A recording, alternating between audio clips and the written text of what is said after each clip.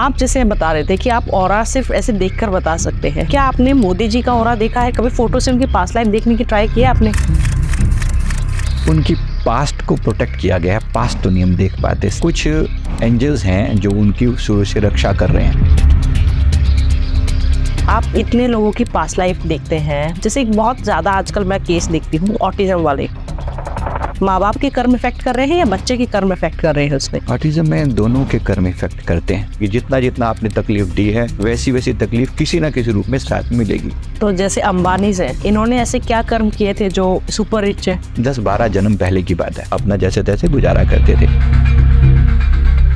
जैसे आप विराट का नाम ले रहे थे। हाँ, मैंने विराट कोहली का भी पास्ट लाइफ देखा।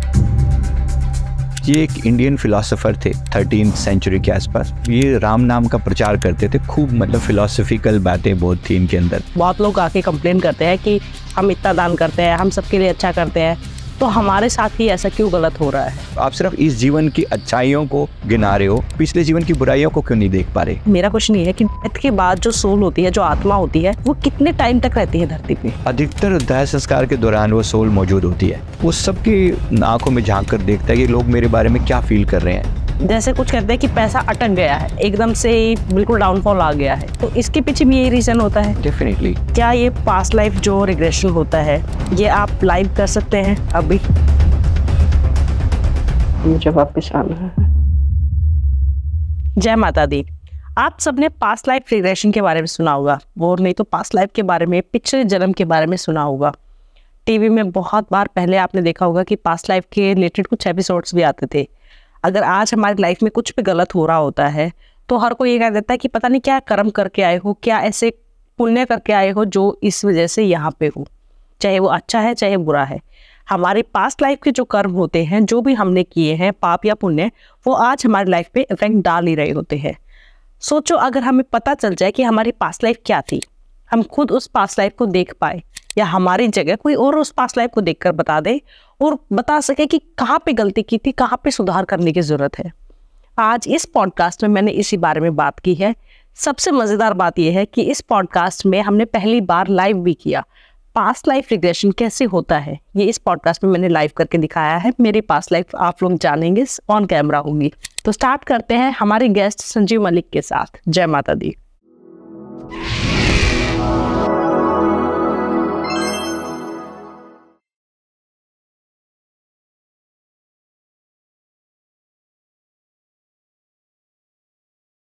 जय माता दी संजीव जी। जय माता जी। कैसे हैं आप? जी ठीक। आपको बुलाने का मोटिव मेरा ये था कि बहुत कुछ ऐसे एक्सपीरियंस मैं भी कर रही हूँ, मेरी ऑडियंस कर रही है, और एक स्टार्टिंग का जो मेरे दिमाग में जो क्वेश्चन है कि मुझे आपसे सबसे पहला क्वेश्चन जो करना है वो ये कि 3 से 5 बजे जब हमारी आँख खुल जाती है, हर किसी की खुलती है, कुछ लोग वापस सो जाते हैं, कुछ लोग उस टाइम पे ध्यान में बैठ जाते हैं, कुछ लोग प्रे करते हैं। जैसे बचपन से मुझे सिखाया गया था कि अगर इस टाइम पे आँख खुल जाती है तो एक बार बैठ के भगवान से प्रे कर लो, चाहे 2 मिनट ही कर लो, फिर वापस हो जाना, बट एक बार कर लो। और इसका बहुत अलग रिजल्ट्स मैंने देखे हैं। क्या मतलब है इसका? देखिए, सबका, हम सब हैं तो एक डिवाइन बीइंग्स ही ना, राइट। ये तो यहाँ पर हम आके संसारी चीज़ों में थोड़ा सा फंस गए हैं, तो कहीं ना कहीं हमारा वो डिवाइन कनेक्शन हमें याद करता है। पूरा यूनिवर्स जो है उस समय एक्टिव होता है। हमें गुरबाणी में गुरु नानक साहब जी से अमृत वेला बोलते हैं, मतलब अमृत की बरसात होती है, एम्ब्रोजियल आवर्स बोला जाता है, या ब्रह्म मुहूर्त बोलते हैं। यानी ब्रह्म जहाँ से एक्टिव होता है, वो मुहूर्त जहाँ से ब्रह्म अपनी क्रिएशन चालू करता है। तो ऐसी चीज़ें जब नए नए विचार, नई नई एनर्जीज धरती को एक्टिवेट करने के लिए उस समय एक्टिव हो रही होती हैं, उस समय अगर हम कनेक्ट करते हैं तो सभी एंजल्स उस समय मौजूद होते हैं, सभी महान आत्माएं उस समय बैठकर मेडिटेशन में बैठी होती हैं। हम कई बार ध्यान में देख पाते हैं कि जो हिमालयस के योगी हैं, मेरा उनसे बड़ा कनेक्शन रहता है, खासतौर पे महाअवतार बाबा जी और उनकी जो पूरी जो सोल फैमिली है उनके साथ बड़ा कनेक्शन रहता है। उनको देखते हैं कि वो अमृत वेले विशेष रूप से उनकी जो कनेक्शन है वो होता है कि वो लोग बैठ के कुछ चल रहा है, सब डीपली कनेक्ट करते हैं, फिर वो पूरी अर्थ के साथ कनेक्ट करते हैं, अर्थ की ऊर्जा के साथ। तो वो जब इतना कुछ चल रहा होता है तो हम लोग अगर सोकर बिता रहे हैं उस समय, उस टाइम में, तो इस सारी जो इवेंट है एक तरीके से मिस कर देते हैं।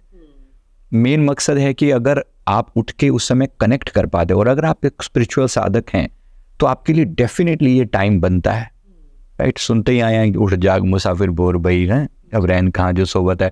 तो जो टाइम कहा गया कि यानी सनराइज से लेकर लगभग 2.5 घंटा पहले, तो अगर 6 बजे का सनराइज है तो लगभग 3:30 बजे के करीब करीब ऐसा होना चाहिए कि उठ के कुछ किया जाए। अब क्या किया जाए? सबसे पहली चीज़ तो है कि समर्पण भाव से। अब ये वही टाइम होता है जब कहते हैं कि वो माँ सरस्वती जुबान पर बैठती है, वो सब भी बात उतनी ही उचित है, क्योंकि हमने देखा है उस समय अगर कोई व्यक्ति जैसे 3:20 to 3:40 का टाइम हमने ऐसा फील करके देखा है कि वो जो टाइम है अगर उस समय बैठ के कोई आप ब्लेसिंग दो किसी को, तो ऐसा लगता है कि जैसे माँ सरस्वती जुबान पर बैठी है और वो फलीभूत हो जाती है जी। और अगर इतना पावरफुल चीज़ आपके पास मौजूद है, उसको फिर सोकर क्या गंवाना। उस समय में बैठकर दुआ दो, लोगों को ब्लेसिंग दो जो दे सकते हो, और सबसे पहले खुद को ब्लेसिंग दो। सबसे पहले आप एलिजिबल होंगे तभी तो किसी को कुछ दे पाएंगे। मैं तो दोनों हाथ सिर पे रख के खुद को ही ब्लेस की मैं अपने आप को ब्लेस करता हूँ कि मैं अपना बेस्ट वर्जन बन के दिखाऊं। मैं दुनिया में जो करने के लिए आया हूँ पहले मैं वो करूँ, और फिर मैं अपने साथ साथ, हमारे जीवन का तो उद्देश्य ये है कि अपने साथ साथ जन कल्याण करना, लाखों लोगों का उद्धार करना। तो जब हम कुछ ऐसा ही करने के लिए आए हैं, मैं आपके सभी दर्शकों से भी ये निवेदन करता हूँ कि ये उठने का की परंपरा बना ही लीजिए। मतलब एक डिफ़ॉल्ट ऐसा कि भाई मुझे उठना है, जैसे मर्जी। प्रकृति उठाती है आपको पूरा सम्मान पूर्वक। अगर आप उठ के बैठ जाते हैं और थोड़ी सी देर के लिए भी कनेक्ट कर पाते हैं कि मैं प्रभु, मैं आपके साथ कनेक्टेड हूँ, मैं अपने आप को आपके समर्पित करता हूँ, please align me with my goals. मुझे जो मेरे जीवन का लक्ष्य है मुझे वहाँ तक चलने में मदद कीजिए। और नेचर के सारे द्वार खुले होते हैं उस समय में, सारी ब्लेसिंग मिलती हैं, सारी महान आत्माएं। जैसे आप सोचते हैं कि जैसे जिस समय में जो भगवान बुद्ध या गुरु नानक देव जी महाराज जी या फिर भगवान महावीर जी, जैसे स्वामी विवेकानंद जैसी जो महान एनर्जीज होती हैं, ये सब एक्टिव होती हैं उस समय में। ये देखती हैं कि इसके लिए हमें उठ के बेडरूम में भी कर सकते हैं या हमें खुले आसमान के नीचे बैठना होगा? इफ पॉसिबल, अगर पॉसिबल है खुला आसमान तो बहुत बड़ी बात है। ओके। अगर नहीं भी पॉसिबल तो चलो जैसे भी करके आप उठे, ये बड़ी बात है ना। तो अगर उठ के थोड़ी देर के लिए कनेक्ट हो गए, हृदय को खोल लिया, अगर घर को नहीं खोल सकते तो हृदय को खोल लिया और हाथ उठा के कि I am connected, please bless me, please bless me, universe please be with me, मैं आपका बच्चा हूँ, मैं आपसे कनेक्टेड हूँ। ठीक जैसे एक छोटा बच्चा उठ के सीधे अपनी माँ को बुलाता है, उसको दूध चाहिए तो फिर माँ से ही मिलेगा। तो बस ऐसे ही करके वो अपने प्रभु को बुला रहा है, अपने इष्ट को बुला रहा है कि प्लीज़ कनेक्ट विद मी। बस वो जो कनेक्टिविटी है ना वो इतनी स्ट्रॉन्ग, और आप 1-1.5 घंटा अगर बैठ गए उस समय तो फिर तो कहना ही क्या। लोग पूछते हैं कि क्या करें भाई, सबसे पहले तो शून्य हो जाइए, become thoughtless by whatever means. अब थॉटलेस होने के लिए आप कोई भी ध्यान की विधि लगाएं, विपश्यना करें, श्वासों पर ध्यान दें, ब्रीदिंग करें, डायनेमिक एक्सरसाइज करें, कुछ भी करें, भीतर से शून्य हो जाएं और शून्य होकर एक बार यूनिवर्स को अपने भीतर उतरता हुआ फील करें। जो वहाँ है वो यहाँ है। एक बार ये कनेक्टिविटी होगी, फिर आपको बहुत ज़्यादा अपने बारे में चिंता करने की जरूरत नहीं। आप पाएंगे कि डे टू डे लाइफ में आप जो भी करेंगे ना, सब एक डिवाइन गाइडेंस से होता चला जाएगा। आप उसी के लिए एक पाइप बनकर रह गए, बांसुरी बनकर रह गए। पूरा यूनिवर्स आपके थ्रू जो है वो जो राग निकलेगा जीवन से, अर्थात जीवन की जो खुशबू निकलेगी, जो साउंड निकलेगी, वो जो रागिनी निकलेगी, मतलब वो कुछ अलग ही होगा। फिर मुझे लगता है जितने भी स्पिरिचुअल लोग हैं कहीं ना कहीं बहुत डीपली कनेक्ट करते हैं इस ब्रह्म मुहूर्त के साथ, और करना भी चाहिए। आप इतने लोगों की पास्ट लाइफ देखते हैं, उनकी पास्ट लाइफ रिग्रेशन करवाते हैं, तो कभी आपने कुछ ऐसा देखा है कि जैसे एक बहुत ज़्यादा आजकल मैं केस देखती हूँ ऑटिज्म वाले। क्यों ऑटिज्म? ऐसे क्या कर्म थे, क्यों है ये? माँ बाप के कर्म इफेक्ट कर रहे हैं या बच्चे के कर्म इफेक्ट कर रहे हैं उसमें? ऑटिज्म में दोनों के कर्म इफेक्ट करते हैं, दोनों का लेना देना है। मैंने एक पीछे मथुरा का एक बच्चा हमारे पास आया था, तो उसका मैंने पास देखा था। तो उसके पेरेंट्स मतलब ऑब्वियसली लेकर आए थे, उन्होंने कहा कि ऑटिज्म है बच्चे को। तो पिछले जीवन में हमने देखा कि इन लोगों ने, मतलब ऐसा कुछ था कि ये लोग किसी आश्रम में रहते थे। तो उस समय ये जो बच्चा था, मतलब ये छोटा बच्चा था, और माँ बाप ने एक तरीके से उसको दुनिया की नज़रों में ये सिद्ध करने के लिए कि ये चमत्कारी बाबा है, ऐसे करके छोटे बच्चे को उसके साथ थोड़ा मिल मिला के और उसको थोड़ा प्रचार वगैरह ऐसा कर दिया, और उसके बाद लोग उससे कनेक्ट होने लगे। और अब अंदर से तो कनेक्टिविटी थी नहीं, लेकिन झूठ बोल के, ऐसे ब्लफ करके कुछ भी मुंह से बोल दिया, ऐसा कर दो, ऐसा तुम्हारा ये काम बन जाएगा, ये कर दो, कोई उपाय टटके वटके इधर से पढ़ के बता दिए। ऐसा करके इन्होंने अनेक लोगों का जीवन खराब किया, अनेक लोगों का, कोई मिसगाइड किया, कुछ भी बोल दिया, ऐसा हो जाएगा वैसा हो जाएगा। उस काम करने में 2 लोगों ने साथ दिया, बच्चे और उसके जो केयर टेकर थे। ये बच्चा कहीं से आया था, माँ बाप नहीं थे वो लोग, तो उन्होंने केयर टेकर जो थे उन्होंने पूरा इस चीज़ का फ़ायदा उठाया अपना पैसा बनाने के लिए। अब नेचर है, जैसे लोगों को जिस तरीके से इन्होंने चीट किया, जिस तरीके से लोगों को धोखा दिया, चीट किया, जो अपने आप को बड़ा ज्ञानी समझता था, वैसे बता के कि ये तो परमात्मा का रूप है, ये ऐसा वैसा करके, वो जो ज्ञानी समझता था, समय आया प्रकृति ने उसको ऐसा मंदबुद्धि बना दिया। अब जो अगला जन्म हुआ है तो वो इस टाइप से हुआ कि मैं वर्ड यूज़ नहीं करना चाहता, बट कहने का अर्थ है कि जो बहुत ज्ञानी अपने आप को दिखाता था, झूठ बोलता था, वो सारा झूठ जो है अब प्रकृति ने इस जीवन में जाकर वो ले लिया, एक्सपोज कर दिया कि देखो ये तुम्हारी रियलिटी है। ऐसे किसी को चीट करके जो तुमने उल्टे सीधे उपाय बताए और लोगों को मिसगाइड किया, छोड़ेगी नहीं प्रकृति, किसी को नहीं छोड़ेगी। जितना जितना आपने तकलीफ दी है वैसी वैसी तकलीफ किसी ना किसी रूप में साथ में मिलेगी।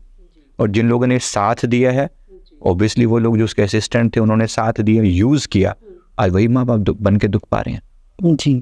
तो कहीं ना कहीं बस इतनी सी बात है कि प्रकृति के साथ कोई खिलवाड़ ऐसा नहीं करना। जब जब हम लोगों के साथ लोगों का दिल दुखाएंगे, परेशान करेंगे, दर्द दिया है तो दर्द मिलेगा, दुख दिया है दुख मिलेगा, अज्ञानता फैलाई है तो अज्ञानता आपको मिलेगी।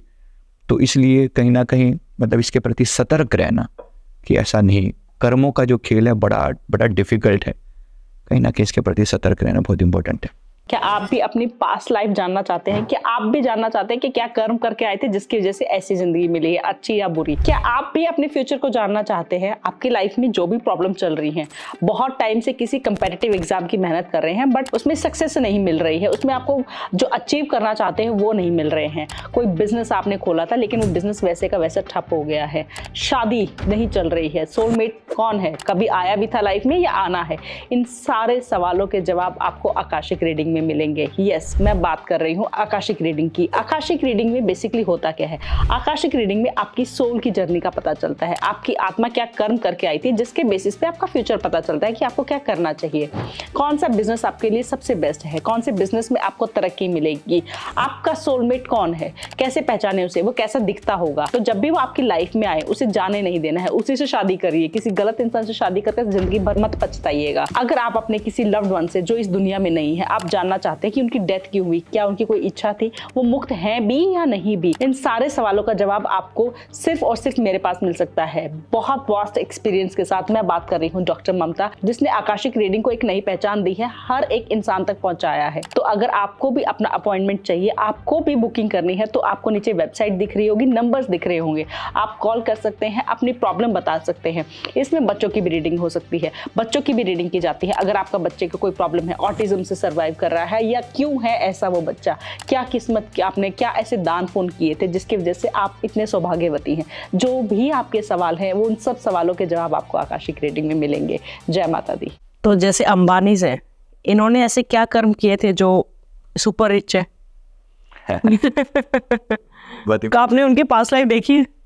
हाँ, मैंने बाय चांस एक्चुअली एक proxy life past life system होता है जी, क्योंकि लोग पूछ सकते हैं कि भाई तुमने कैसे देख ली, क्योंकि अंबानी जी तुम्हारे पास थोड़ी आए थे। तो एक तरीका होता है प्रॉक्सी पास्ट लाइफ का, मतलब होता है कि जब एक व्यक्ति ट्रांस में कनेक्ट हो जाता है तो उसके द्वारा हम बाकी कुछ लोगों के साथ भी कनेक्ट कर सकते हैं।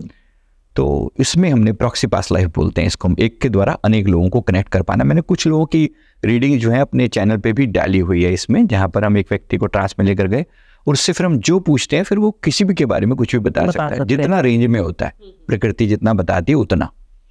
तो उसमें जो है उन्हें जो हमने देखा तो पता लगा कि इनके रिच होने के पीछे जो टाइम था उसमें हमने देखा कि एक टाइम पीरियड में ये बहुत ज़्यादा पुअर हुआ करते थे, शायद अब से 10-12 जन्म पहले की बात है। तो बहुत पुअर हुआ करते थे उस समय, मतलब इतनी हालत ख़राब थी कि जैसे खाने के लिए दाना रोटी अवेलेबल नहीं थी, तो ये खेतों में जो लोग अनाज काटने के बाद जो कनक के दाने या नीचे गिर जाते थे उसको उठा के उसको लेके रोटी बना के अपना जैसे तैसे गुजारा करते थे। तो उसके एक बार इन्होंने ऐसे ही मतलब देखा कि वो जो सीन दिखाया गया हमें कि वो जब उन्होंने ऐसे ही जब लेके रोटी बनाई, वो दाने इकट्ठे करके रोटी बनाई, तो उसमें इन्होंने जो 3 रोटी बनी तो वो रोटी जब खाने लगे, नदी के किनारे बैठे हुए थे, पानी वहाँ का नदी का पानी लेके, और जैसे करने लगे तो एक कोड़ी वहाँ आ गया। तो कोड़ी जो है वो उसने मांगा कि मेरे को तो कोई नहीं है, मैं भूखा हूँ कई दिनों से और मेरे को कोई देने वाला नहीं है, आप मेरी खाना मुझे दे दो। उन्होंने एक रोटी पहले उसे दिया, फिर दूसरी दी, फिर तीसरी दी, मतलब 3 रोटी उन्होंने उसको, जबकि वो खुद 3-4 दिन से भूखे थे। तो ये जो चीज़ थी, मतलब ये जो इवेंट था, इसमें ये बताया गया कि इस व्यक्ति ने उस समय की अपनी कुल प्रॉपर्टी जो कि 3 रोटियां थी, उन 3 रोटियों के रूप में उसने जो भी उसके पास था उन्हें सब कुर्बान कर दिया किसी दूसरे की खुशी के लिए, किसी दूसरे की हेल्प करने के लिए, कि उसको वो ठीक रहे, अपनी खुद को भूखे होते हुए भी। इस बात से प्रकृति इतनी प्रसन्न हुई, मतलब मदर नेचर को इतनी खुशी हुई कि जब तुम दूसरों के लिए कुछ करते हो तो तुम्हारे लिए सारे द्वार खोल दिए जाते हैं। इस चीज़ के फलस्वरूप अगली बार जो इनको जन्म मिला वह एक किंग का जन्म था, इट वॉज ए किंग। और उस जन्म में इनको भरपूर दिया गया, भरपूर, कि तूने बांटा है तो अब देखते हैं कि तुम कितना बांटते हो। And he did. वजह की बात, इनके अंदर वो जो नेचर थी, वो जो विनम्रता थी, उन्होंने खूब बांटा, तब भी बांटा। अब उस जीवन में जब बांटा, फिर अकॉर्डिंगली उसके पुण्य बढ़ते गए, तो आगे के जो जन्म हुए उसमें भी इसी तरह से कंटिन्यू रहा। तो आज भी he is like a king only. तो वो जो किंग थे, आपने आप बता सकते हैं कि कौन सा टाइम और कौन से किंग, नाम बता सकते हैं आप? बहुत डिटेल में, मतलब क्योंकि ये प्रॉक्सी था, जी तो जी, प्रॉक्सी में बहुत विस्तार में तो नहीं पता लगा, बट मुझे ये बताया गया कि इनका जो अगला जन्म है किंग के रूप में हुआ था। ओके, हम चाहे तो डिटेल में जा सकते हैं, हम गए नहीं उस समय जी। और कोई ऐसे सेलिब्रिटी, जैसे आप विराट का नाम ले रहे थे, कि आपने उनकी पास्ट लाइफ भी देखी हुई है? मैंने विराट कोहली का भी पास्ट लाइफ देखा। किसी ने पूछा कि भाई ये इतने आज क्रिकेट के मतलब एकदम हीरो जो है वो कैसे आखिर बने। इनकी मैंने तीन जन्म पीछे जाकर देखे। एक जन्म में ये एक इंडियन फिलोसोफर थे 13th सेंचुरी के आसपास। वहाँ पर इन्होंने, मतलब ये राम नाम का प्रचार करते थे खूब, मतलब फिलोसफिकल बातें बहुत थी इनके अंदर। और मुझे लगता है कि डीपली आज भी ये बहुत स्पिरिचुअल हैं। बेशक ठीक है, पब्लिक लाइफ में इतना ज़्यादा वो शो नहीं करते, बट कई मतलब एक्चुअली इनके अंदर जो है ना बहुत डीप लेवल का वैराग्य भी है। फिर एक समय के बाद जैसे इनका जो एक जन्म हुआ, उस जीवन में वो इजिप्ट में एक किंग के एक असिस्टेंट के रूप में थे ये, मतलब वो, लेकिन किंग ने जो जैसे कोई कमांड दिया कि ऐसा करना है, इजिप्ट में इनका जन्म था, तो एक वॉरियर थे ये। तो उसमें किसी बात को लेकर किंग ने कुछ ऐसा फैसला लिया जो कि जनता के फेवर में नहीं था। तो इन्होंने उनका असिस्टेंट होने के बावजूद भी उस फैसले का सीरियसली विरोध किया कि कुछ मर्जी हो जाए, जो चीज़ जनता के लिए गलत है मैं उसे स्वीकार नहीं करूंगा। अब अपनी बात को दबंगई से आगे रखने के लिए प्रकृति खुश होती है इस बात से, जब आप अपनी चीज़ को, किसी झूठ को एक्सेप्ट नहीं करते, किसी गलत चीज़ को एक्सेप्ट नहीं करते। आम लोगों के साथ क्या होता है, जी हुजूरी करते, चलो सामने वाला जो कह रहा है ठीक कह रहा है, गलत कह रहा है, बात को मान लिया। ना माना, इन्होंने नहीं माना, विरोध किया, बावजूद इसके कि किंग की नाराजगी झेलनी पड़ी, पर लोगों का बहुत प्यार मिला। तो पॉपुलैरिटी उनकी इतनी बढ़ गई थी कि किंग से ज़्यादा पॉपुलर हो गए थे। बाद में हालांकि इनकी डेथ हो गई, वो सब चीज़ें दिखाई गई, लेकिन मेन बात थी कि इन्होंने जो सच की लड़ाई लड़ी, जनता के बात को रखा। प्रकृति इस बात से बड़ी खुश होती है, नेचर की, आप अपनी सच के ऊपर कायम हो, जो मर्जी हो जाए। फिर तीसरा जो इनका जन्म हमने देखा, वो एक राजपूत किंग के रूप में, एक छोटे से कबीले के किंग थे ये। तो उसमें, ये राजस्थान के आसपास की बात है, तो वहाँ जब मैंने देखा कि उसमें ही डिड्स, मतलब ये एक्चुअली इन्होंने किंग की तरह बिहेव किया और बहुत लोगों को एम्पावर किया। मतलब जहाँ जिसकी डो लगा कि ये गरीब है, इसको ठीक किया जा सकता है, इसको ऊंचा उठाया जा सकता है, इसके लेडीज़ के लिए कुछ काम किया जा सकता है, बच्चों के लिए कुछ किया जा सकता है। He did work for that. और स्पेशली उन्होंने स्पोर्ट्स के लिए बहुत कुछ किया कि लोग जो है स्पोर्ट्स में बहुत आगे बढ़ सकें। तो अलग अलग कॉम्पिटिशन ऑर्गेनाइज करवाना, लोगों को बुलाना, तो वो जो पैशन था ये स्पोर्ट्स वाला, ये वहाँ से कनेक्ट होता है। कि उसके बाद ही पॉपुलैरिटी इनकी बढ़ने लगी कि दुनिया के बीच में इतने पॉपुलर होने लगे और सही अच्छे फैसलों के लिए जाने आते थे। आज भी इनकी वही गुण, वही क्वालिटीज़। मैं बस इतना कहना चाह रहा हूँ कि वो जो जन्मों की जो चीज़ें हम एक्वायर करते हैं ना, वो इकट्ठी होती जाती हैं। एक डिसीजन ही तो है जो इंसान को इतना अच्छा या बुरा बनाते हैं, राइट। किस टाइम पे आप क्या डिसीजन लेते हो, ये ठीक या ये गलत, या ये, उस समय आने पर चीज़ें पता चलती हैं। तो ऐसी जो पॉपुलैरिटी, जहाँ लोगों के लिए, जन कल्याण के लिए आपने कुछ किया, तो वो चीज़ नेचर नोट करती है और वही चीज़ का आपको प्रतिफल मिलता है। Now he is so popular, he is so dynamic and he is so well known with everything. एक जो कहते हैं कि जो ज़्यादा भक्ति करता है या जो ज़्यादा अच्छा होता है, उसको ज़्यादा प्रॉब्लम्स होती हैं, उसकी लाइफ ही सबसे खराब होती है। लोग ऐसा मतलब मैंने सुना है बहुत लोग आके कंप्लेन करते हैं कि हम इतना दान करते हैं, हम सबके लिए अच्छा करते हैं, तो हमारे साथ ही ऐसा क्यों गलत हो रहा है? नहीं देखो, ये तो दो अलग अलग बातें हैं ना। आप जैसे इतना तो सभी समझते हैं कि हमारा ये जीवन जो है वो पास्ट की कर्मों का हिसाब भी है, जिसे हम आज के समय में भाग्य बोलते हैं। एट द सेम टाइम हम प्रेजेंट में कर्म करने के लिए भी स्वतंत्र हैं। मुझे लगता है 50-50 जैसा मामला होता है कि 50% लगभग पुरानी चीज़ों का प्रभाव भी पड़ता है।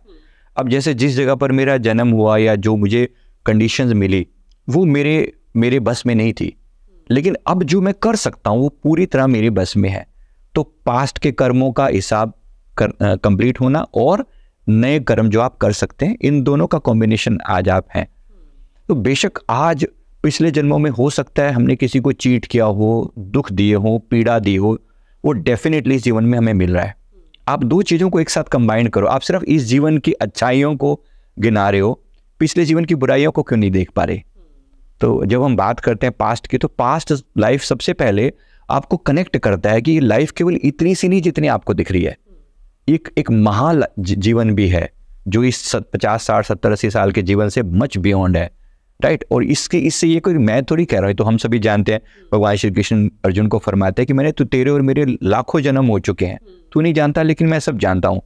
तो हम इसी चीज़ को कनेक्ट करते और हिंदू फिलॉसफी तो हमारी सनातन धर्म में तो सदा से इस बात पर जोर दिया गया कि हम मल्टीपल, ये आत्मा बार बार जन्म ले लेकर आती है। तो डेफिनेटली अगर आज मुझे कुछ भी दुख मिल रहा है, वो कुछ ना कुछ पास्ट मैंने जरूर बुरा किया होगा। बेशक आप कितना ही ब्लेम कर लो, कितना ही कह लो। हमारे पास एक लड़की आके उसका ये कंप्लेंट थी कि भाई मुझे आज के टाइम में मेरे को कुछ भी अच्छा नहीं हो रहा है।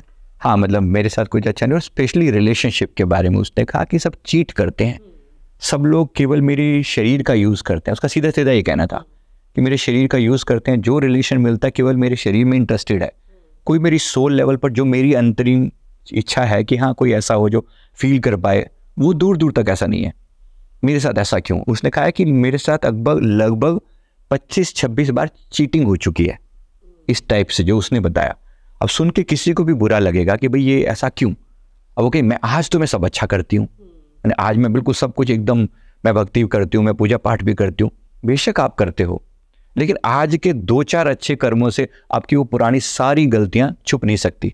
हमने जब उनका पास्ट देखा तो पता लगा कि लास्ट बर्थ में ये लेडी एक काउबॉय हुआ करती थी, एक मतलब जैसे यूरोप में बहुत अच्छी सुंदर शरीर, एक मेल फॉर्म में, और उस फॉर्म में कोई भी मतलब फीमेल की तरफ इजीली अट्रैक्ट हो जाती थी और उनको ये यूज़ करता अपने समय के हिसाब से जैसा।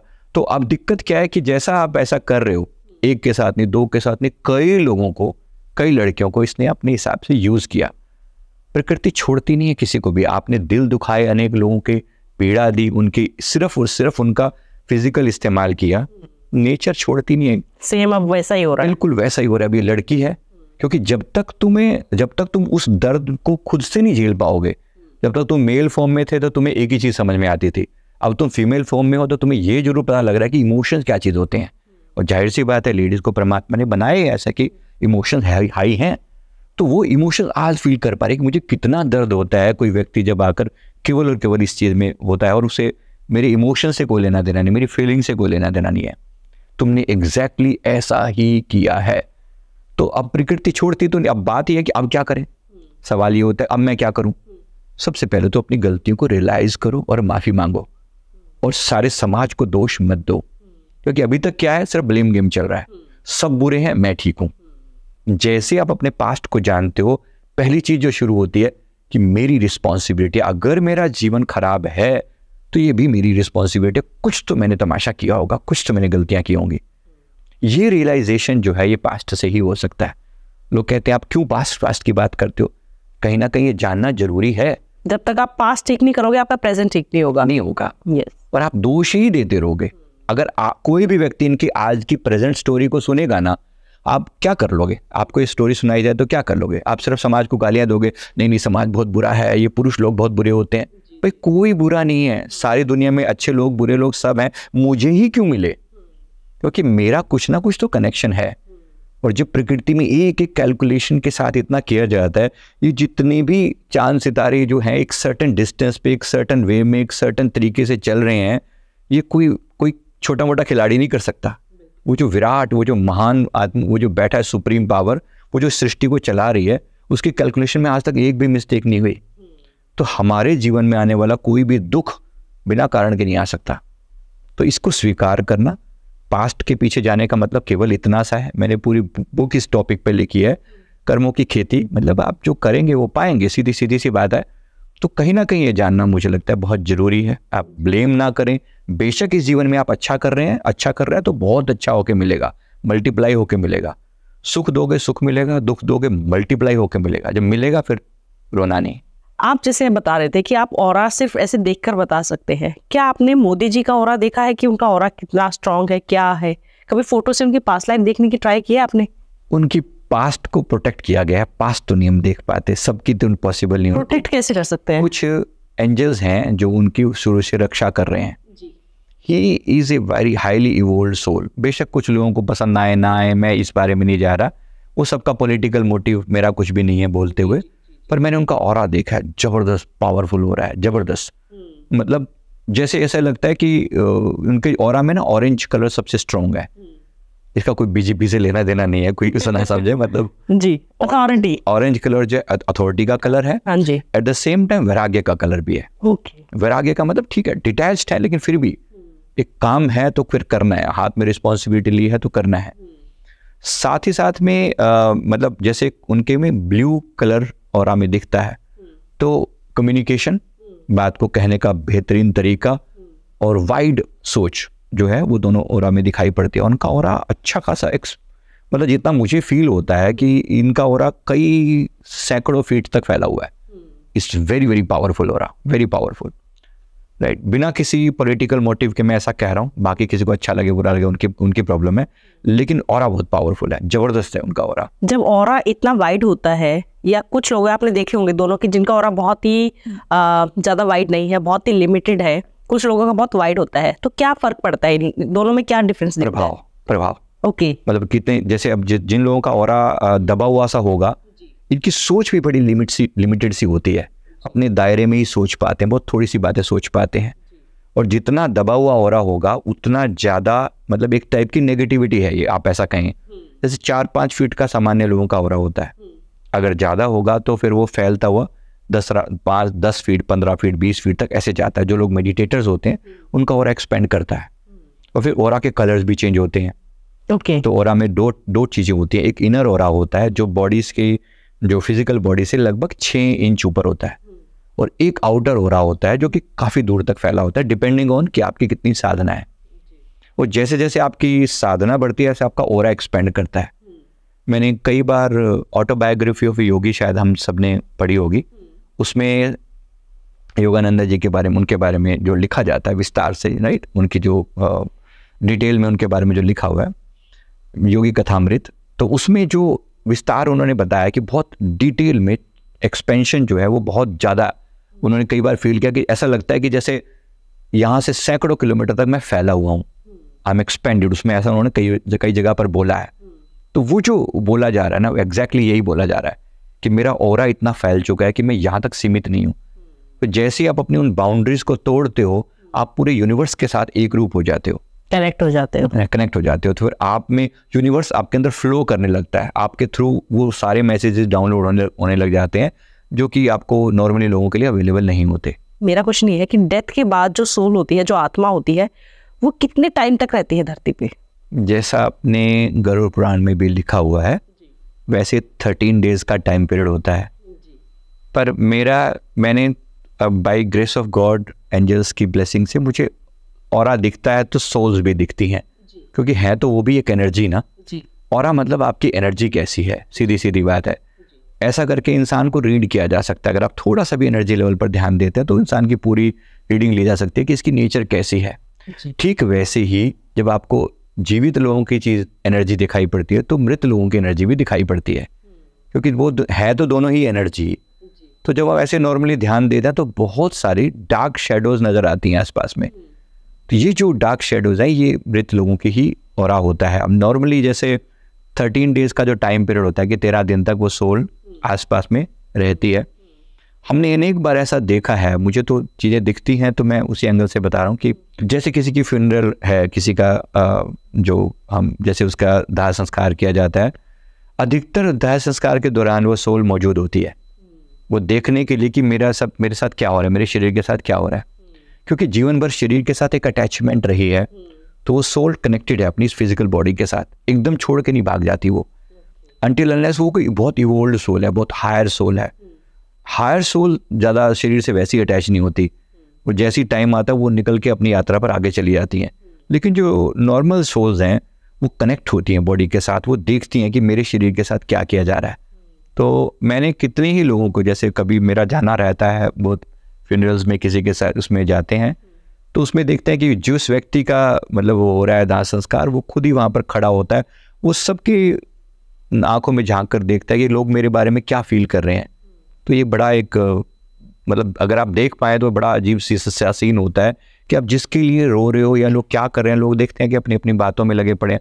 हमारे किसी एम्प्लॉई के फादर की एक बार डेथ हुई थी, तो वो उन्होंने बुलाया, तो मैंने देखा कि वो सोल जो है वो जगह जगह पर प्रत्येक व्यक्ति को ऐसे जाकर इज़ लुकिंग एट एवरीवन कि लोग मेरे बारे में क्या बातें कर रहे हैं। और अपनी बेटी जिसके फादर थे वो, उस बेटी के पास वो काफ़ी देर तक खड़े रहे। अब वो अपनी फीलिंग्स के साथ थी, जो भी जाहिर सी बात है, बच्चे को दुख तो होगा, उसमें कोई डाउट नहीं, लेकिन वो जो सोल है वो सबको इवेलुएट कर रही है, देख रही है कि कौन मेरे बारे में क्या फील करता है।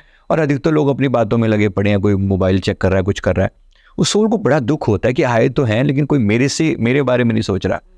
और फिर मैंने ये भी देखा कि उसके जो एंजल्स हैं, जैसे डेथ एंजल्स हैं, वो पास में खड़े रहते हैं, वो एक बार वो पूरा इशारा करते हैं कि एक बार जो देखने देख लो, और यहाँ से तुम्हें अब एग्जिट करना है, यहाँ से निकलना है। कभी किसी ने कुछ कर भी सकती हैं, ये बता भी सकते हैं कि मैं देख रही हूँ, कभी किसी सोल ने रियलाइज करवाने की ट्राई किया है? हाँ बिल्कुल कराते हैं। जैसे अब जो लोग कनेक्टेड होते हैं, मतलब आमतौर पे जैसे जिन लोगों के रिश्तेदार होते हैं उनको किसी ना किसी फॉर्म में आकर ये बताते हैं। वैसे 13 डेज के बाद क्या होना चाहिए, आइडियली अगर इन्होंने सब कुछ ठीक ठाक देख लिया है तो नेचर की तरफ से इनको हिंट आता है कि अब जाने का समय हो गया, प्लीज़ चलिए, एग्जिट कीजिए यहाँ से, और ये हो गया यहाँ पर तुम्हारा काम। लेकिन सोल्स वहाँ अटक जाती हैं। अटक जाने का मतलब होगा कि अब उन्होंने इस संसार के प्रति भी मोह खत्म नहीं हुआ। देख मेरी बेटी अभी तो, जैसे मैंने इन्हीं की बताई, तो इन्होंने बोला कि मेरी बेटी की अभी शादी नहीं हुई है और मुझे इसकी बहुत चिंता है। मैंने सोल से कनेक्ट करके देखा तो उनका जो आंसर आया कि I am worried about my daughter, जब तक ये इनकी शादी का कुछ नहीं होगा मैं यहाँ से जाने वाला नहीं हूँ। हाँ, इनके अगर किसी का जैसे छोटा बच्चा है, हाँ, तो वो सोल तो जाना ही नहीं चाहेगी बच्चे को छोड़ के, बिल्कुल नहीं जाना चाहती, तो रह जाती हैं। और यही दुखद है। दुखद ये है कि आपका एक टाइम पीरियड निश्चित था यहाँ पर, अब टाइम पीरियड के बाद आपको यहाँ से आगे चले जाना चाहिए था, बट क्योंकि सोल जाती नहीं है तो उसके आगे की सारी जर्नी अफेक्ट होती है इससे। तो जो ये क्रिया करते हैं आखिरी टाइम पे, 13वीं कर रहे हैं, पूरा क्रिया कर रहे हैं, गया या पेवा जाके पिंडदान वगैरह करके आ रहे हैं, तो इसका कुछ असर नहीं करता है? नहीं, असर करता है, लेकिन आप सोचिए ना, ये सोल की फ्री विल है। अगर वो अपनी फ्री विल से, अपनी इच्छा से ना जाना चाहे, कोई क्रिया उसको जबरदस्ती नहीं भेज सकती। नेचर आपकी फ्री विल का हमेशा सम्मान करती है। जो एंजल्स हैं, डेथ एंजल्स हैं, वो आपको समझा सकते हैं कि भाई टाइम हो गया, चलिए यहाँ से, नहीं तो उसके आपके साथ कोई ज़बरदस्ती नहीं की जा सकती। अब मैंने जैसे ये एग्जाम्पल दिया, उन्होंने कहा कि मैं जब तक एक शादी नहीं हो जाती मैं तो यहीं रहूँगा, मैं नहीं जाऊँगा। अब जब वो सोल यहाँ रहना शुरू कर देती है, अब देखो उसका टाइम नहीं है यहाँ पर, टाइम इसका ओवर हो चुका है। अब उसके बाद वो जितने उसके पुण्य है ना, वो पुण्य खर्च होते चले जाते हैं। जब वो प्रेत योनि में होती है एक तरीके से, उसको प्रेत शरीर दिया जाता है जो कि सेमी ट्रांसपेरेंट जैसा होता है, और वही दिखता है हमें। अगर हम थोड़ा सा ध्यान लगा के देखें ऐसे चारों तरफ, तो वो छाया सी नजर आने लगती है, पर वो छाया सदैव पॉजिटिव हो जरूरी नहीं है, क्योंकि जैसे थोड़ा समय बीतता है ना, वो छाया नेगेटिव होनी शुरू हो जाती है, उसके पुण्य कर्म खत्म होने लगते हैं, और आसपास की जो डार्क सोल्स होती हैं वो उसको कंट्रोल करने लगती हैं, उसको बहका देती हैं कि देखो क्यों तेरे बारे में कौन सोच रहा है, सब मुरा गए, तुम तो मर गए हो, तुम्हारे बारे में कोई नहीं सोच रहा, देखो सब स्वार्थी हैं, सब मतलबी हैं। तो बहुत बार ऐसा होता है कि अच्छी खासी पॉजिटिव सोल भी नेगेटिव चीज़ों के संपर्क में आकर नेगेटिव हो जाती है।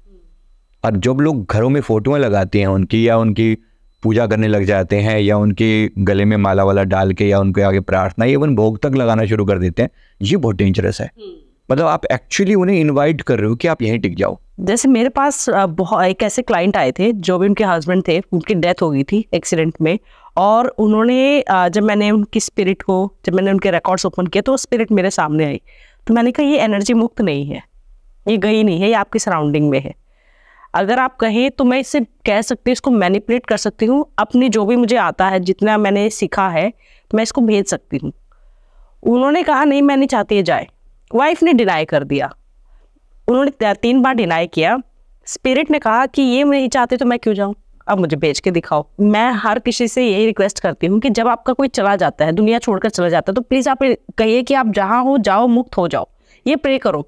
बट लोगों का ये क्वेश्चन आता है कि आप तो कह रहे हो लेकिन हम कैसे डिटैच हो, हमारा लगाव था, हमारा बेटा था। कल ही मेरा एक केस था जिसमें उनके बेटे की डेथ हो गई एक्सीडेंट होके। अब वो माँ तो रो रही है कि आप तो कह रहे हो, आपको क्या पता मुझे क्या ऐसा लग रहा है, मैं क्या फील कर रही हूँ। तो ये कैसे लोगों को समझाया जाए कि आप उनके ऊपर इतना उन्हें याद मत करिए या उन्हें भोग मत लगाइए, ये ऐसे ना करिए। तो एक सोचने की बात ये है कि हर एक सोल की जो सोल जर्नी है उसको आगे भी उसका एक टाइम पीरियड निश्चित है। जैसे आपने इनके पति का बोला फॉर एग्जाम्पल, अब इनके पति के लिए परमात्मा ने कुछ तो इनकी जीवन यात्रा के बारे में सोचा होगा कि अगर वो टाइम्ड डेथ थी, टाइम मतलब काल मृत्यु थी, समय हो चुका था, अब समय के हिसाब से प्रकृति ने तो अपना काम कर दिया। सॉरी मैं आपको रोकना चाहूंगी, काल मृत्यु और अकाल मृत्यु कैसे पता चलती है? देखो इसका कोई सीधा पैरामीटर तो नहीं है, बट इन जनरल इसका मतलब ये होता है कि काल मृत्यु का मतलब है प्रकृति की तरफ से इतना ही टाइम पीरियड किसी के लिए डिफाइन किया गया था। मान लीजिए किसी के लिए 70 साल डिफाइन किए गए थे, ठीक 70 साल में उसके साथ ये घटना होएगी और उसके इस बहाने से मृत्यु होनी है, ये सब तय है। पर अगर किसी कारण से व्यक्ति 60 साल में, 50 में, 40 में कोई ऐसी घटना के कारण या तो सुसाइड करता है तो अकाल ही है, अनटाइम्ड है ना, अनटाइम्ड। दूसरा किसी ऐसी एक्सीडेंट में या किसी ऐसी चीज में इसकी डेथ हो जाती है जो कि इसकी प्लानिंग में नहीं थी। अब इसने जानबूझ के कोई ऐसी मिस्टेक करी, अब सड़क पे आप जानबूझ के कोई उल्टा सीधा करी, ऐसी ड्राइविंग करो या कुछ भी किया, तो वहां से मृत्यु हुई। वो सामान्य मृत्यु नहीं थी, टाइम्ड नहीं थी। जब टाइम्ड नहीं थी तो ऐसा जितना मैंने प्रकृति के नियमों को देखा है, समझा है, बाकी का पूरा समय जब तक आपका टाइम पूरा नहीं हो जाता उस सोल को यहीं बिताना पड़ता है। ये काल और अकाल मृत्यु का जो कंसेप्ट है कि अगर मान लीजिए 70 साल का जीवन था और 40 में इस व्यक्ति ने ये तो कर लिया या किसी कारण से इसकी ऐसी डेथ हो गई जहां पर एक्सीडेंटल या कुछ ऐसा, इसका मतलब ये नहीं कह रहा हूं कि सारे एक्सीडेंटल डेथ मतलब अनटाइमली होते हैं, ऐसा नहीं है। कुछ लोगों की अकाल ऐसे ही लिखी होती है, मृत्यु भी वो उसी से होनी है। ये हम लोग इतनी आसानी से नहीं बता सकते। इन जनरल मतलब मृत्यु का जो काल और अकाल का मतलब यही है कि समय हुआ या नहीं हुआ, तो उनको बाकी का पूरा समय धरती पर इसी प्रेत शरीर में ही बिताना पड़ता है। ये काल और अकाल की बात। जैसे ये कोलकाता रेस जो हुआ जी, उस लड़की के साथ जो हुआ, पहला क्वेश्चन तो मेरा ये है कि ऑब्वियसली उनके पेरेंट्स के दिमाग में भी आता होगा कि हमारी बेटी ने ऐसे क्या कर्म किए थे या हमने ऐसे क्या कर्म किए थे जो ये दिन देखना पड़ा। दूसरी बात, वो काल मृत्यु थी कि अकाल मृत्यु थी? मैं दोनों ये सवाल जानना चाहूँगी।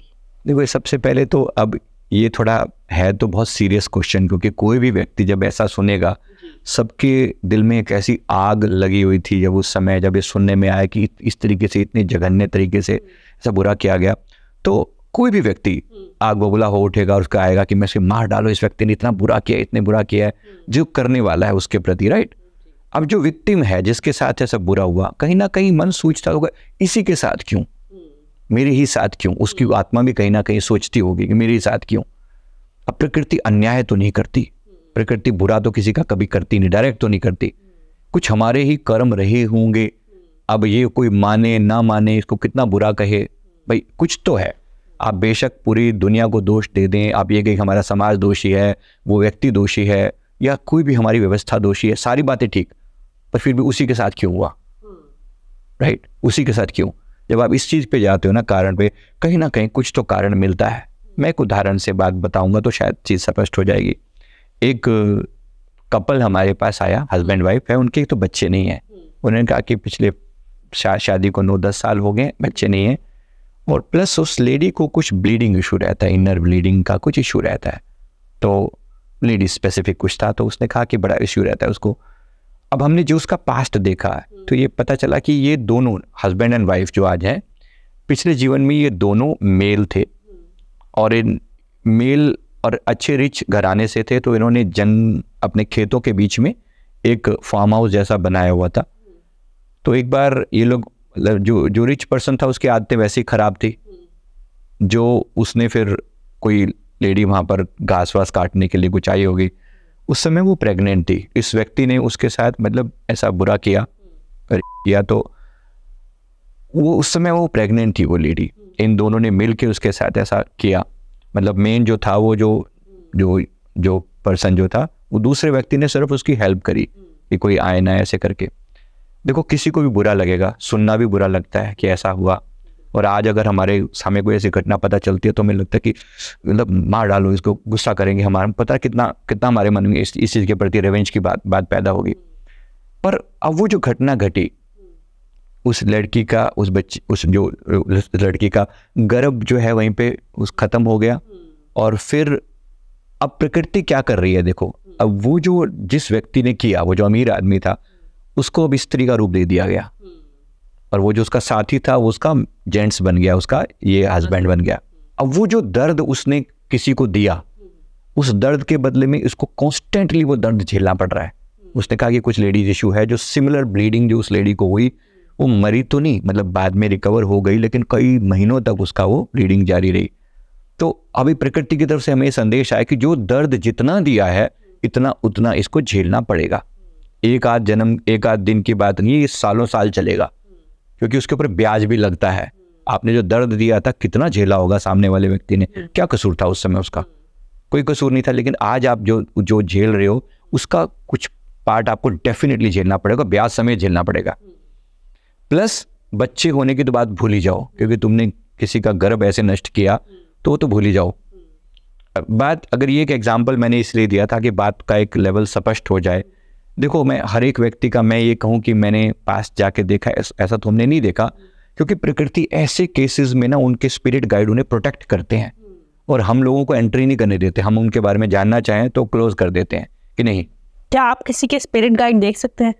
हम कनेक्ट कर सकते हैं। ओके। हम प्रार्थना कर सकते हैं, प्रार्थना करते ही वो कनेक्ट हो जाते हैं। इतना सिस्टम तो प्रकृति ने बना रखा है। जी जी, लेकिन देख नहीं सकते हैं। नहीं, कनेक्ट हो जाते हैं तो फिर देख भी सकते हैं, मतलब उनसे बात की जा सकती है, परमिशन लेनी पड़ती है कि क्या इनका पास्ट में या घटना के बारे में आप बता सकते हैं, क्या हम जा सकते हैं। अगर वो अलाउ करें तो फिर हम देख सकते हैं किसी का पास्ट। स्पिरिट गाइड कौन होते हैं? एक आत्मा के वो एंजल होते हैं जिनकी ड्यूटी होती है, जिन्होंने एक तरीके से सोल कॉन्ट्रैक्ट किया होता है इस आत्मा को अपने डेस्टिनेशन तक पहुंचाने का, जिन्हें हम आकाशिक रीडिंग में मास्टर्स कहते हैं। आई थिंक वही जी जी, उन्हीं को आप मास्टर कहते हैं, उन्हीं को आप स्पिरिट गाइड बोलते हैं। उनके पास हमारी आत्मा के पूरे रिकॉर्ड्स होते हैं और आगे के जन्मों की भी पूरी जर्नी का हिसाब होता है कि इस व्यक्ति को अगर मुझे यहाँ लेकर जाना है, इतने जन्मों में यहाँ तक लेकर जाना है, तो उसको ये यात्रा करवानी है। वो जीवन में इंटरफेयर करते हैं। जब आप उन्हें बुलाते हैं, प्रार्थना करते हैं, तो सबसे पहले आपके स्पिरिट गाइड ही आपकी बात सुनते हैं। मैं कहूँ कि हे प्रभु मेरे जीवन में सहायता करो कि मैं एक अच्छा राइटर बन जाऊँ फॉर एग्जाम्पल, तो मेरे स्पिरिट गाइड इसमें मेरी हेल्प करेंगे। अगर मेरी प्रार्थना जेन्युइन है और वहाँ तक पहुँचती है तो फिर मुझे अकॉर्डिंगली गाइड किया जाएगा। मैंने नोटिस किया है कि आजकल लॉयल्टी नहीं रही है। रिलेशंस में वाइफ चीट कर रही होती है, हस्बैंड चीट कर रहा होता है। तो मैं बड़ी हैरान होती हूँ जब ऐसे केसेस मैं देखती हूँ कि मैम मेरे हस्बैंड है बट मैं किसी और को लाइक करती हूँ, फिर मैं किसी और को लाइक मतलब ये चल रहा होता है। ये बहुत ज़्यादा हो गया है, क्यों है ऐसा? देखिए सबसे पहले तो अब ये तो प्रकृति ने एक सिस्टम बना रखा है। अगर आप इस पर कंट्रोल नहीं करते, सीधी बात करो, देखो इच्छाएं तो हर इंसान के अंदर कितनी भी हो सकती हैं, पर फिर भी एक मर्यादा बनाई गई है ना। अपने पति या पत्नी के साथ आपका भाव ठीक है, बट अब बियॉन्ड आप सारी लिमिट्स को क्रॉस करके जब आप ऐसा कुछ सोचते हो तो प्रकृति फिर छोड़ती नहीं है। याद रखिए, चीटिंग कर रहे हैं तो चीटिंग के लिए तैयार रहिए। वेरी सिंपल, चीटिंग कर रहे हैं, एक दिन जब आपके साथ होगी फिर कहें वाई मी, फिर वाई मी मत करना। अभी से समझ लो बात को, वाई मी का मतलब ये है। मैंने पहले भी एग्जांपल दिया कि वो चीटिंग आज वो कह रही है कि सब मेरे शरीर में इंटरेस्टेड हैं। भाई तुमने भी ऐसा किया था, वेरी सिंपल, एक्सेप्ट इट।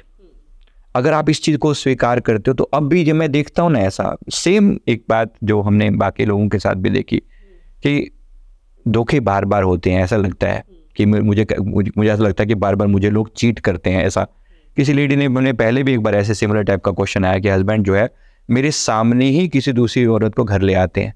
मतलब उसने ऐसा कहा तो बड़ा बुरा लगता है सुन के। कोई मजे लेने के टॉपिक नहीं है, दुखद है कि आप ऐसा क्यों हो रहा है, क्यों मेरे ही साथ, क्यों, उसका सवाल ये हो सकता है।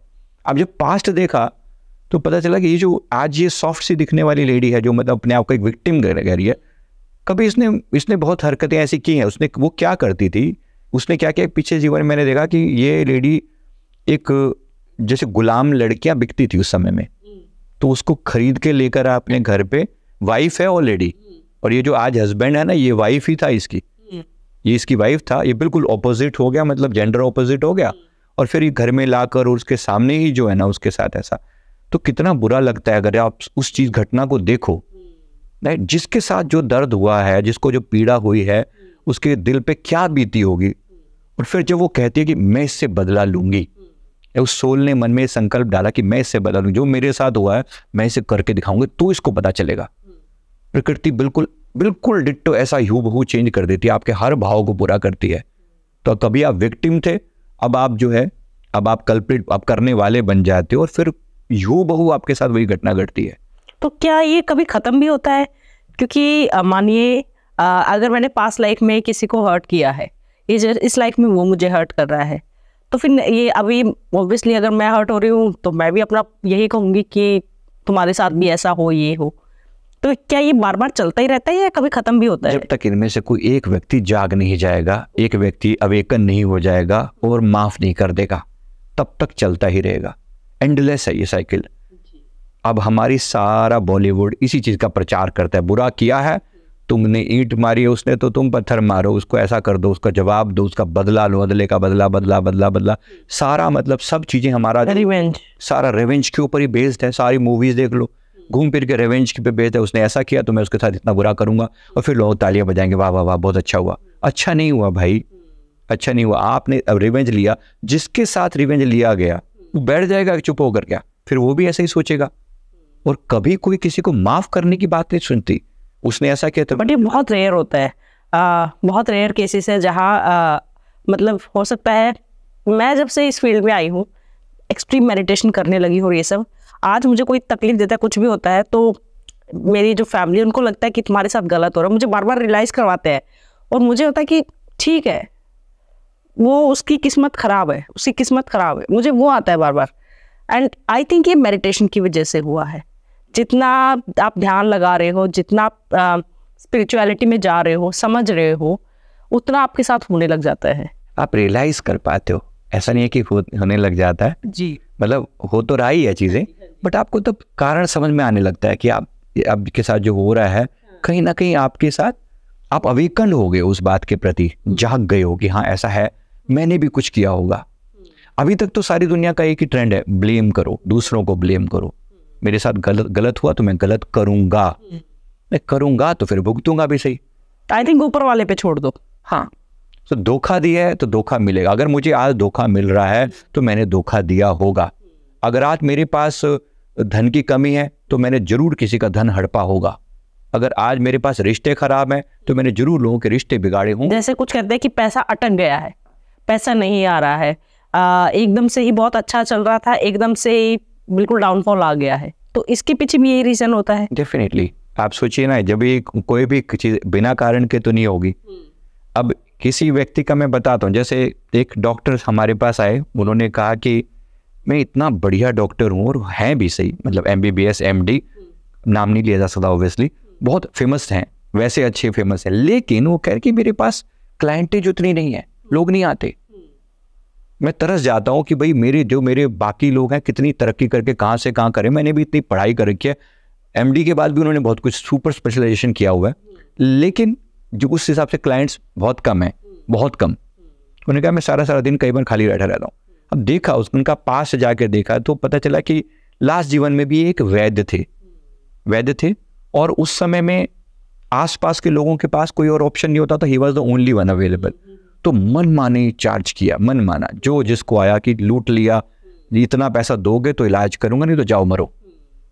जब आपने दूसरों की भावनाओं को नहीं समझा तो आपकी भावनाएं भी नहीं समझी जाएंगी।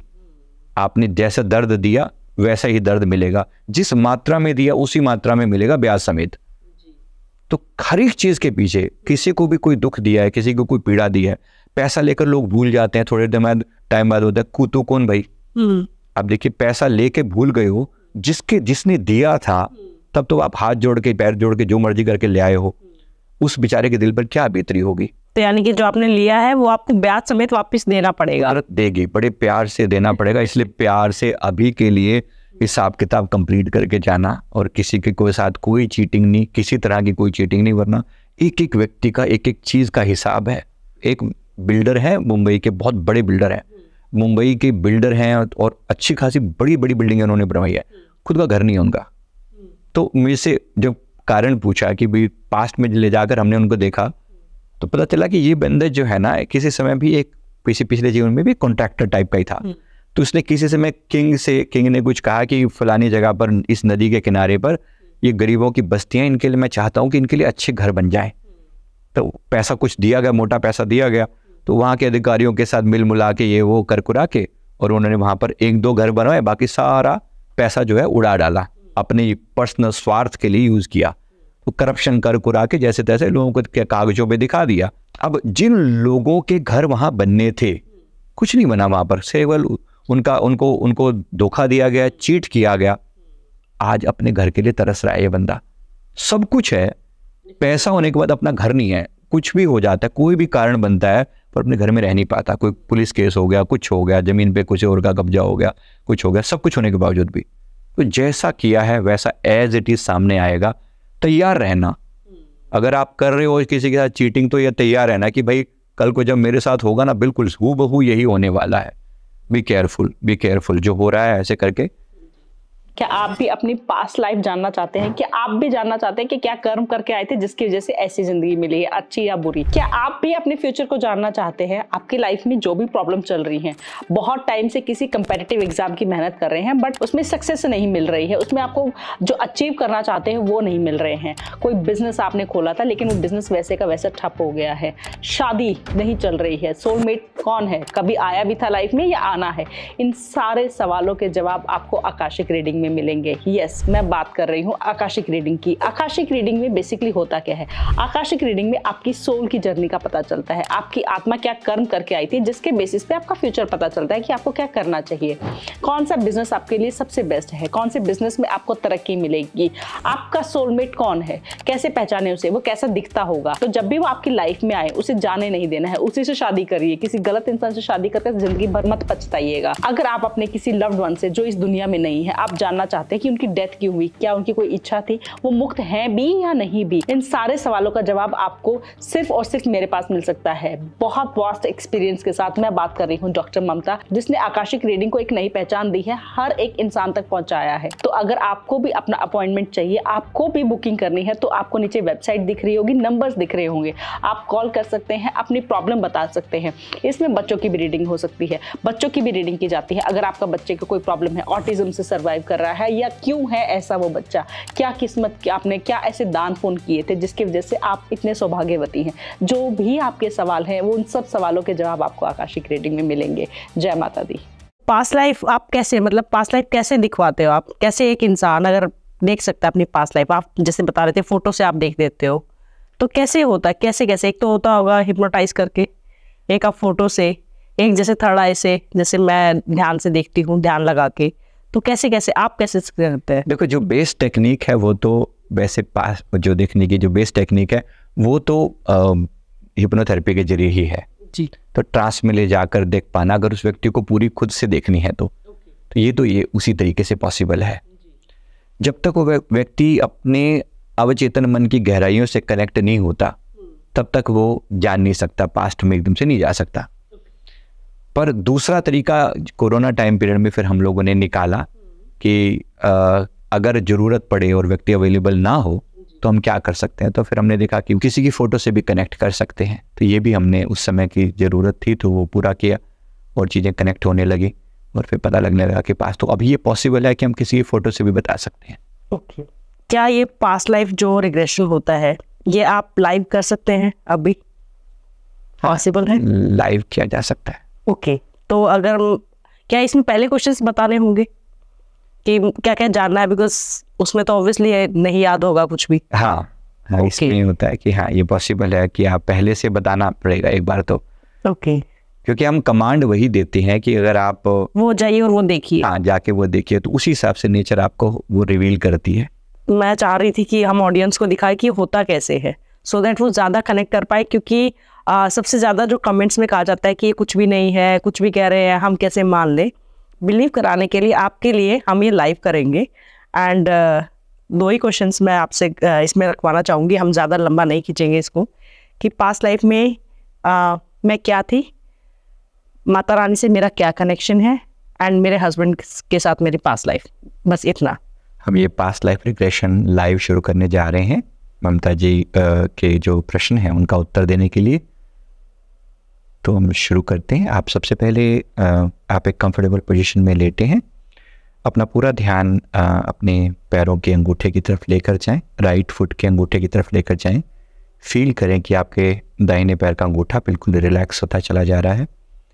आपके राइट फुट का फर्स्ट फिंगर बिल्कुल रिलैक्स हो रही है, सेकंड फिंगर रिलैक्स हो रही है, थर्ड फिंगर रिलैक्स हो रही है, फोर्थ फिंगर रिलैक्स हो रही है। आपके पैर की तली बिल्कुल रिलैक्स होती चली जा रही है। जैसे जैसे आप इसको फील करते जाएंगे उतना उतना आपका मन शांत होता चला जाएगा। आप फील कर पा रहे हैं कि आपके पैर की तली बिल्कुल रिलैक्स हो गई है। राइट फुट की तली बिल्कुल रिलैक्स हो गई है। लेफ्ट फुट की तली भी बिल्कुल रिलैक्स होती चली जा रही है। लेफ्ट फुट का थंब बिल्कुल रिलैक्स हो रहा है। फर्स्ट फिंगर रिलैक्स हो रही है, सेकेंड फिंगर रिलैक्स हो रही है, थर्ड फिंगर रिलैक्स हो रही है, फोर्थ फिंगर रिलैक्स हो रही है। आप फील कर पा रहे हैं कि पूरा पैर एकदम रिलैक्स कंडीशन में आ रहा है। आप लगातार रिलैक्स फील कर रहे हैं। मन बिल्कुल शांत होता चला जा रहा है। आपके पैर बिल्कुल ठंडे होते जा रहे हैं। आप ऐसा फील कर पा रहे हैं कि चेतना बिल्कुल वहाँ पर सामान्य रूप से बिल्कुल शांति शांति रिलैक्स। आपका जो फिजिकल बॉडी है बिल्कुल रिलैक्स्ड है। फिजिकल बॉडी बिल्कुल रिलैक्स है और आपका एस्ट्रल बॉडी को लेकर माँ साथ ऊपर की यात्रा पर निकल कर जा रहे हैं। आप फील कर पा रहे हैं माँ आपको लेकर साथ ऊपर लेकर जाना चाह रहे हैं। आपका दिल खुशी से झूम रहा है और आप चाह रहे हैं कि ऊपर की यात्रा पर चला जाए और ऊपर फील कर पा रहे हैं मानो फिजिकल बॉडी से आप अलग होकर आप ऊपर उठते चले जा रहे हैं। आप ऊपर उठते चले जा रहे हैं। माँ आपको साथ लेकर ऊपर जा रहे हैं, साथ लेकर ऊपर जा रही हैं। आपकी वोकल कॉर्ड कनेक्टेड है। आप फील कर पा रहे हैं, आप फील कर पा रहे हैं। मन बिल्कुल शांत है, मन बिल्कुल शांत है। क्या फील कर पा रहे हैं? परफेक्ट। आप अपने जो आपका फिजिकल बॉडी है उसका ऑरा आपको कैसा दिखाई दे रहा है? क्या आप उसे देख पा रहे हैं ऊपर से?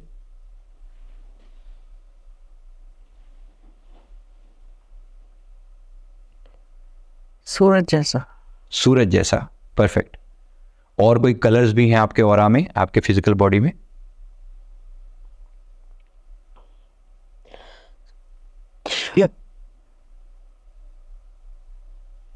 आपको अपने फिजिकल बॉडी के ऑरा में कुछ और कलर दिखाई दे रहे हैं?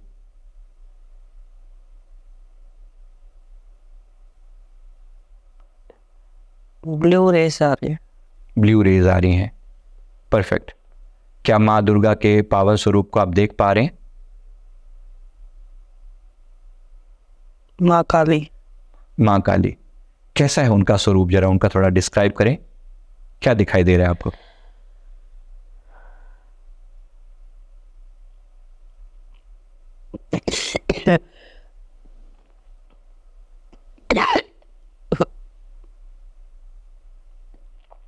तकलीफ हो रही है।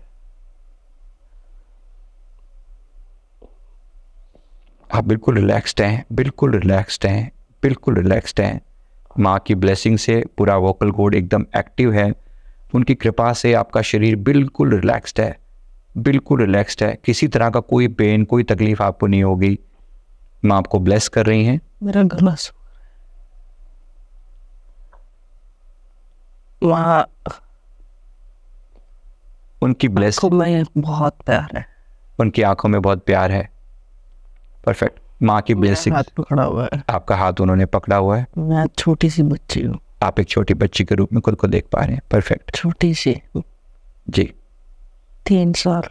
3 साल की बच्ची के रूप में आप देख रहे हैं, परफेक्ट।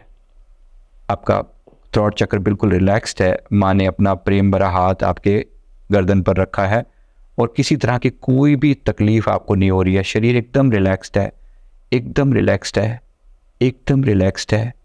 माँ बड़ी लाड से, प्यार से आपको अपने साथ लेकर दिखा रहे हैं, कनेक्ट कर रहे हैं। आप माँ का स्वरूप थोड़ा डिस्क्राइब करें, आपको कैसा दिख रहा है वो स्वरूप, उनके चारों तरफ क्या है, कैसा हो रहा है।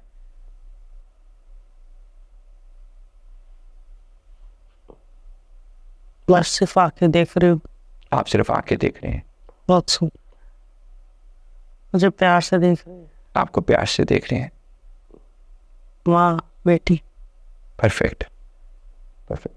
माँ का आपके लिए कोई संदेश है, कुछ आपको फरमा रहे हैं, कुछ कह रहे हैं? सिर्फ हाथ सिर पे हाथ फेर रही है।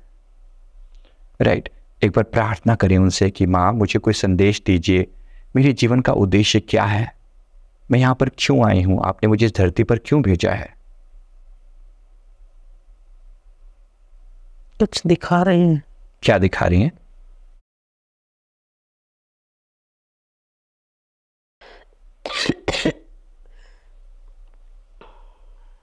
मेरा गला सूख रहा है, मुझे वापस आना है। ओके। मेरे 1 से लेकर 3 की गिनती तक आप इस शरीर में वापस लौट आएंगे, कनेक्ट हो जाएंगे। माँ की कृपा से आपका पूरा ऊर्जा शरीर एकदम पूरी तरह से फील कर पा रहे हैं, पूरे शरीर एकदम नॉर्मल।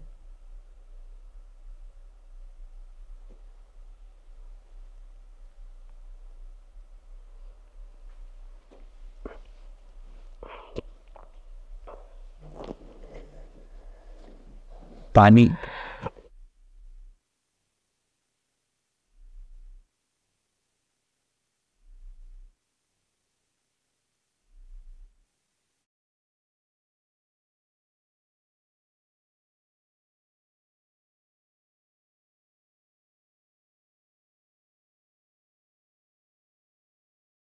ऐसा लग रहा है पूरी, मतलब बॉडी कहीं से एकदम से ऐसे आ रही है वापस। वो धीरे धीरे फील हो रही है कि मेरी बॉडी है।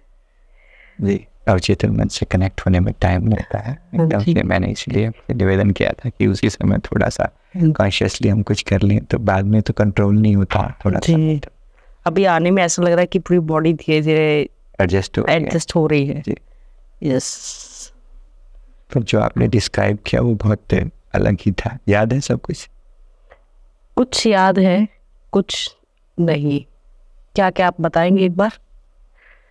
अभी जो आपने देखा कि मतलब माँ काली आपको लेकर गए थे, तो याद होगा ये वाला? एक माँ काली का मंदिर में जो जैसे मंदिर, हाँ जी, और एक सिर्फ गोल चेहरा, बाल पूरे पीछे बंधे हुए, एक वो चेहरा दिमाग में छप कर जो आया है। ये आप ही का चेहरा दिखाया गया था। आपने जो बताया वो 2046 का सीन था। तो ऐसा कोई और पहले ऐसा केस हुआ है जिसमें किसी ने अपना फ्यूचर देखा हो, या मैं ही पहली हूँ? नहीं, पहले भी दिख हो जाता है कभी कभी। ओके। मतलब एकदम से कनेक्ट हो जाता है, वो हमारे बस से बाहर होता है। ओके। एक तरीके से जैसे मैंने आपको निर्देश तो ये दिए थे कि जानना चाहते थे कि आपके मतलब जीवन का गोल क्या है, ऑब्जेक्टिव क्या है। वो उन्होंने फ्यूचर में ले जाकर दिखा दिया कि ठीक है ये ऑब्जेक्टिव है। एंड ये कितना, मतलब इसको हम कितना मान सकते हैं कि सच होता है? 100% या कुछ कर्मों पे भी डिपेंड करता है? नहीं, मतलब देखो, फ्यूचर विजन दिखाने का मतलब तो ये होता है कि इसमें नेचर ने कुछ पार्ट डिसाइड किया हुआ है, बाकी कुछ चीज़ें अपने कर्मों पर डिपेंड करती हैं। जी। मतलब ये एकदम 100% क्लियर हो ऐसा जरूरी नहीं है। जी जी। कुछ बातें हमारे प्रेजेंट लाइफ के डिसीजन पर भी डिपेंड करती हैं। जी। हो सकता है आप मन से, मतलब आप चाहें ही ना उस चीज़ को। जी। राइट। बट कई क्या ऐसा हो सकता है कि किस्मत आपको ले जाकर ये छोड़ेगी, चाहे आप कितना भी बैक स्टेप करें? ऐसा हो सकता है, इस बात के चांसेस हैं। जी। क्योंकि जो मैंने कुछ भी ऐसा पूछा ही नहीं था और मेरा कोई फ्यूचर में जाने का बात ही नहीं थी। जी। मैंने तो प्रार्थना ये करी थी कि आपको सीधा कुछ ऐसा दिखाएंगे जिससे मुझे ऑब्जेक्टिव क्लियर हो जाए। लेकिन वो जो दिखाया गया वो बिल्कुल फ्यूचर विजन में लेकर चले गए। कैसे था वो तो। और क्या किसी और की आपने जब ये किया है तो किसी और के एक्सपीरियंस में भी कभी देवी देवता ऐसे आए हैं और ऐसे हुआ है? देवी देवता आते हैं जी। देवी देवता आते हैं क्योंकि वो सबसे आसान होता है। देखो, जो भी वैसे पास्ट में ले जाने के और भी बहुत सारे तरीके होते हैं, पर मैं आपको जानबूझ के मंदिर की तरफ मैंने जो गाइडेंस दिया वो इसीलिए था क्योंकि आप डीपली कनेक्टेड हैं, तो आपके अवचेतन मन को उनसे कनेक्ट होने में समय नहीं लगेगा। अन्यथा एक सामान्य इंसान को समय लग जाता है जी। उनको तो हम फिर नॉर्मल हिप्नोथेरेपी के जरिए ही लेके जा रहे हैं, लेकिन यहाँ खाली हिप्नोथेरेपी नहीं थी, एंजेलिक कनेक्शन इम्पोर्टेंट था। जी, आपको कैसा ये लगा ये पॉडकास्ट ज़रूर कमेंट्स में बताइएगा। इस पूरे पॉडकास्ट की छोटी छोटी क्लिप्स हमने अपने दूसरे चैनल पे भी डाली हुई है, द ममता पॉडकास्ट क्लिप्स। उस चैनल को जाके आप सब्सक्राइब कर सकते हैं, वहाँ से भी देख सकते हैं। और प्लीज़ कमेंट ज़रूर करिएगा ये पॉडकास्ट आपको कैसा लगा। जय माता दी।